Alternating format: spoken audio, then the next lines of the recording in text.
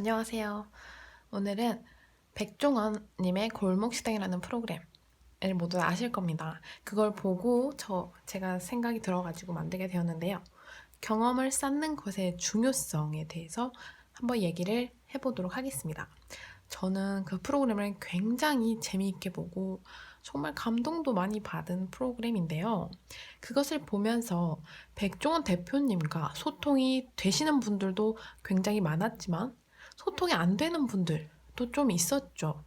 그런 분들을 보면서 그런 분들은 어떤 분들일까 생각을 해보았습니다.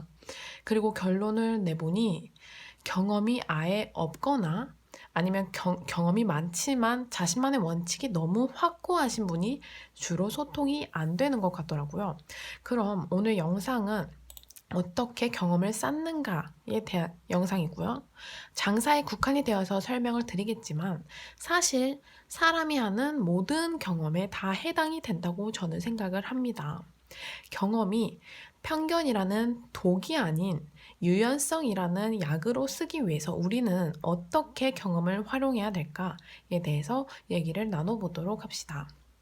여러분, 한번 가정을 해볼까요, 이제부터? 여러분의 꿈은 이제 요식업 사장님입니다. 이제껏 여러분은 골목 식당을 보고 장사의 비법을 6가지를 배웠다고 칩시다. 그리고 이제 현장 경험을 쌓기 위해서 한 레스토랑에 취직을 했다고 칩시다. 그러면 나는 기존의 나의 상식을 이 가게에 써먹어보고 나름의 결론을 낼 수 있습니다. 아, 이런 환경에서는 이런 비법이 효과가 좋겠구나 깨닫습니다. 그리고 그러니까 첫 번째 가게에서는 A, C, 이 방법이 효과가 좋다라는 걸 깨달았다고 칩시다.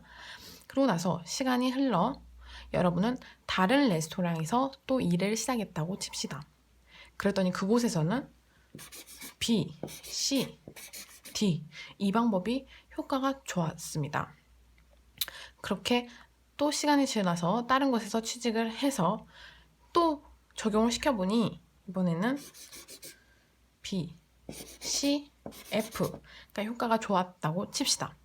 그러면은 이렇게 몇 번의 경험을 쌓고 나면 이 방법, C의 방법, 이 방법은 어떤 시기이든 어떤 장소에서든 다 통하겠구나라는 자연스러운 추론을 하실 수 있습니다. 이게 바로 여러분의 원칙이 되는 것이지요. 이런 과정을 시간 또는 공간의 변화에 따라서 끊임없이 업그레이드를 해 나간다면 여러분은 정말 제대로 경험을 쌓고 계시는 거라 생각이 듭니다.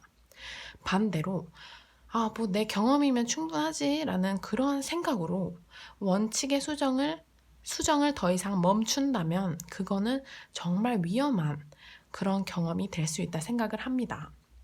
정말 이렇게 경험을 해보는 거는 내 돈 들이지 않고 내 투자금 들이지 않고 남의 사업장에서 내 공부를 마음껏 해볼 수 있는 철호의 기회가 아닐까 싶고요. 네, 그럼 오늘의 영상은 여기까지 내용이 마무리되겠고요. 보실만 하셨으면 좋아요 눌러주시면 감사하겠습니다. 그리고 번외편으로 유연성에 관한 것과 듣기에 관한 저만의 생각을 한번 말씀드려보도록 하겠습니다. 유연성이란 것이 장사에서는 굉장히 중요한 것인데요. 장사는 수학이나 과학처럼 공식이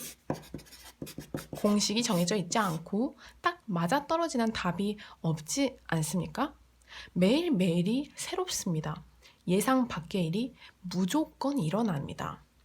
정말 백종원님을 보면 이런 생각이 저는 듭니다. 와, 진짜 인내심이 진짜 장난 아니구나. 진짜 저거는 나 같으면 진짜 하기 싫겠다. 내 말 듣기 싫어하시는 분, 나 욕하시는 분한테 뭐하러 내가 노력을 해가지고 저렇게 할까. 진짜 저거는 아기를 키우는 엄마의 인내심이 아니면 진짜 아무나 못하겠다라는 생각이 들었습니다. 마치 소통이 안 되는 아이를 어떻게든 마지막에는 일어나게끔 해주는 그런 엄마의 마음.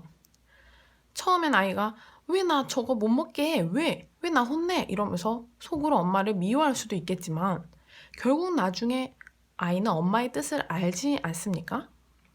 그처럼 백종원 대표님의 그 수많은 경험 중에서 이 자리, 이 음식, 이 가게의 규모, 그리고 이 주방의 구조에 따른 최적의 방법을 알려드리는 걸 겁니다, 분명. 그런데 백종원 대표님만큼 그렇게 해당 산업에 대한 이해력과 유연성이 있으신 분이 거의 없을 거라 생각이 드는데요.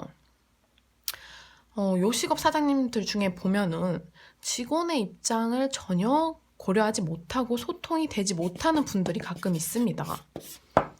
왜 그럴까요? 그분들은 가장 큰 이유가 자신이 직접 직원으로서 일을 해보지 않아서일 경우가 많습니다.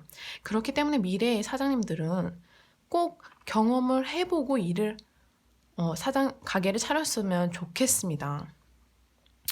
안 그러면 정말 소통이 안 돼서 이게 나중에 눈덩이처럼 문제가 커질 수가 있습니다.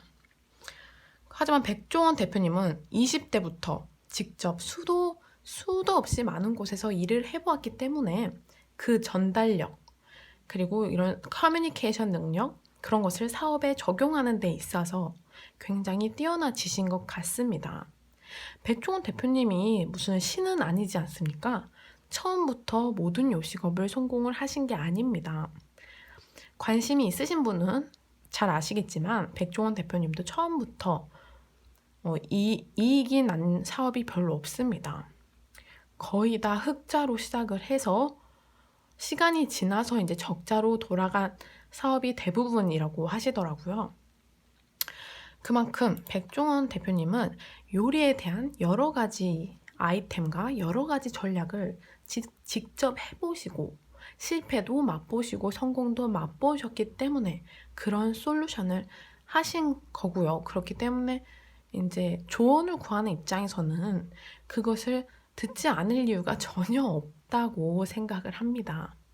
그 듣는 사람, 물어보는 사람의 자세에서 그렇게 하지 않는다는 건 과연 꼰대가 아닐까 저는 그런 생각이 듭니다.